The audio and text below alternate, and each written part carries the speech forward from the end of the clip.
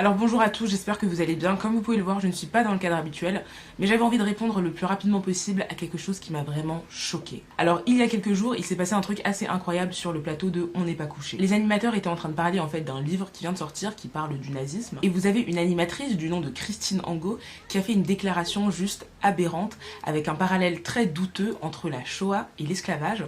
Je vous laisse regarder l'extrait et on en parle tout de suite après. Le but avec les Juifs pendant la guerre, ça a bien été de les exterminer, c'est-à-dire de les tuer. Et ça introduit par exemple une différence fondamentale alors qu'on veut confondre avec par exemple l'esclavage et l'esclavage des Noirs envoyés aux États-Unis, etc., ou ailleurs. Où c'était exactement le contraire, c'est-à-dire l'idée c'était au contraire qu'ils soient en pleine forme, qu'ils soient en bonne santé, bien sûr, qu'ils soient en bonne santé pour pouvoir travailler les vendre et pour qu'ils soient commercialisables. Donc non, c'est pas vrai que les traumatismes sont les mêmes, c'est pas vrai que les souffrances infligées au peuple sont les mêmes. Et c'est bien pour ça qu'on doit être attentif.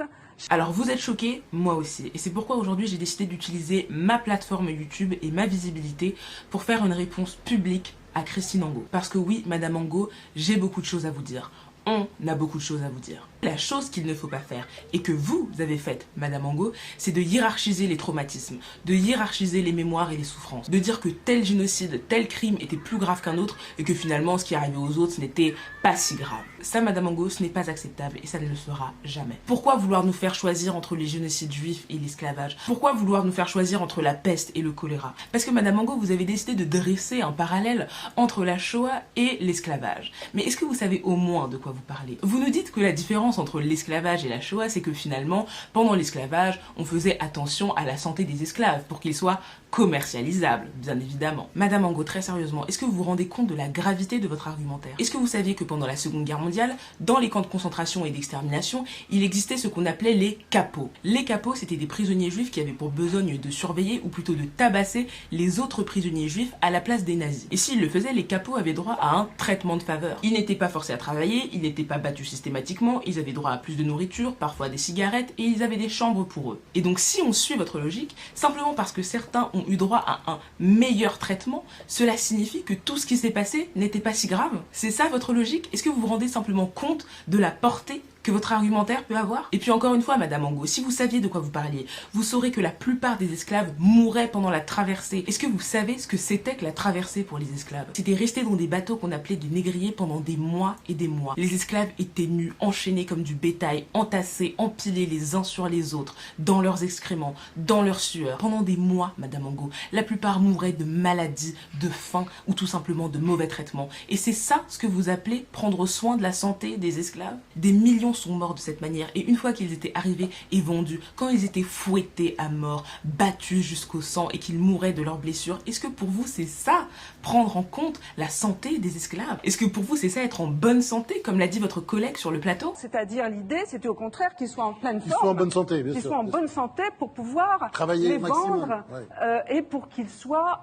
commercialisables. Ensuite vous nous dites que finalement l'esclavage n'était pas une forme d'extermination, ce n'était pas un génocide. Mais Madame Angot, quand dans le sud des États-Unis, il était tout à fait normal et commun de tuer les Noirs, de les pendre, de les lyncher systématiquement, de les brûler sur la place publique comme pour le lynchage de Jesse Washington. Quand vous aviez des organisations comme le Ku Klux Klan qui avaient pour seul but d'éradiquer le plus de Noirs possible sur le territoire des États-Unis, juste comme ça, par plaisir, est-ce que pour vous ce n'est pas une sorte de nettoyage ethnique, une sorte de génocide? Et quand bien même on ne le qualifierait pas de génocide. Le simple fait que pendant des siècles et des siècles, une population a été traitée moins bien que les animaux, comme des vulgaires objets qu'on pouvait détruire et disposer comme on en avait envie. Quand on a retiré à toute une population son humanité pendant des siècles et des siècles, est-ce que pour vous, Madame Angot, ce n'est pas déjà assez suffisant pour n'avoir ne serait-ce qu'un peu de respect pour cette mémoire? Et je parle de respect, Madame Angot, parce que vous en avez manqué. Parce que quand on parle d'un sujet aussi grave, il faut le connaître. Et vous ne le connaissez pas. Parce que quand vous parlez de l'esclavage et vous ne parlez que des États-Unis, est-ce que vous saviez que l'esclavage n'a pas commencé et ne s'est pas terminé aux États-Unis? L'esclavage des Noirs a commencé à se développer avec la traite arabo-musulmane et surtout s'est développé avec la traite occidentale lors du XVe siècle,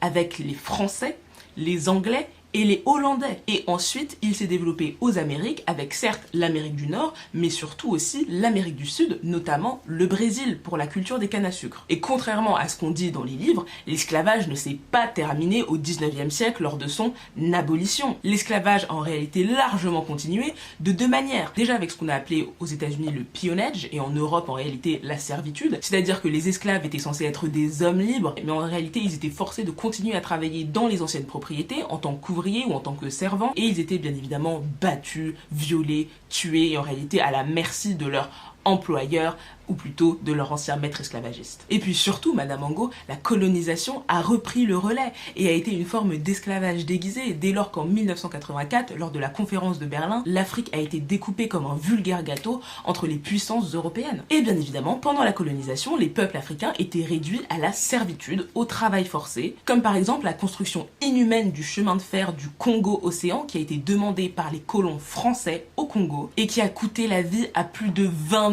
000 ouvriers, des Congolais mais aussi des Tchadiens et des Camerounais qui ont été amenés de force des autres colonies pour travailler sur ce chantier infernal où les hommes étaient tués, battus, tabassés, mal nourris, forcés à travailler jusque la mort s'en suive. Et ça, Madame Angot, c'était en 1934, c'était il y a moins de 100 ans. Il y a moins de 100 ans. Est-ce que vous saviez que le premier camp de concentration a en réalité été instauré dans la colonie africaine de Namibie par les colons allemands lors du génocide des Namas et des Herero? Est-ce que ça, vous le saviez? Les prisonniers étaient tués, torturés, affamés, forcés à travailler. Les prisonniers étaient parfois tués tout simplement pour que leurs cadavres puissent être utilisés dans le cadre d'expériences scientifiques pour prouver que l'homme noir était inférieur à l'homme blanc. Et figurez-vous que ce sont les prisonniers eux-mêmes qui devaient dépecer les cadavres, astiquer les crânes de leurs confrères et de leurs consoeurs pour qu'ils soient utilisables par les médecins allemands. Est-ce que ça vous le saviez, Madame Angot? Probablement pas, comme la plupart des personnes, étant donné que ce genre d'épisodes de l'histoire sont souvent passés sous silence, parce que bon, on le sait bien, l'histoire est écrite par les vainqueurs et jamais par les victimes. Donc au final, Madame Angot, on parle de siècles et de siècles et de siècles d'un esclavage institutionnalisé envers une seule population.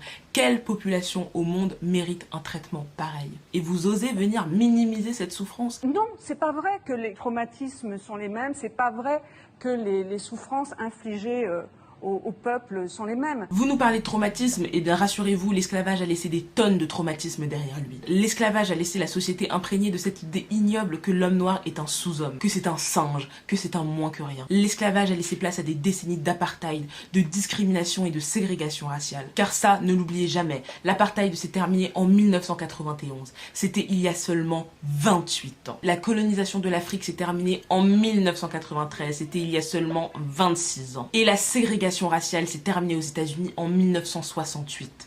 C'était il y a seulement 51 ans, Madame Angot. 51 ans. Est-ce que ça, vous le saviez, Madame Angot? Visiblement non.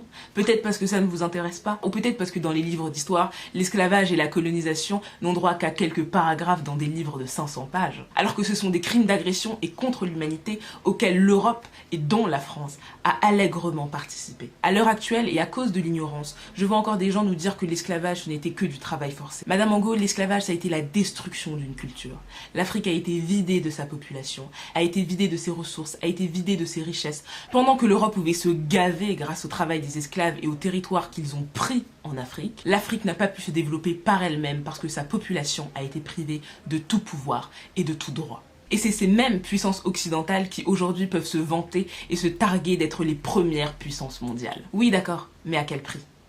À quel prix? Alors voilà, Madame Angot, c'est tout ce que j'avais à vous dire. Et la morale, c'est apprenez à respecter la mémoire de tout le monde et à ne jamais essayer de hiérarchiser la souffrance des autres. Et à toutes les personnes issues de la communauté noire qui ont regardé cette vidéo, ne laissez jamais le passé être une faiblesse ou une honte. Faites en sorte que le passé soit votre force, qu'il vous rende invincible. Et sachez que vous êtes méritant et que vous avez une place partout où vous êtes sur cette terre. Et à toutes les autres personnes qui regarderont cette vidéo, merci de l'avoir regardée. J'espère que vous aurez appris quelque chose sur cet épisode tragique de l'histoire humaine. Et j'espère que tous ensemble, on pourra s'unir pour faire en sorte que ce genre de choses ne se reproduisent jamais et qu'on puisse enfin avoir une évolution dans les mentalités. En tout cas, paix sur vous, on se retrouve sur mes réseaux et j'espère encore une fois que le message sera passé.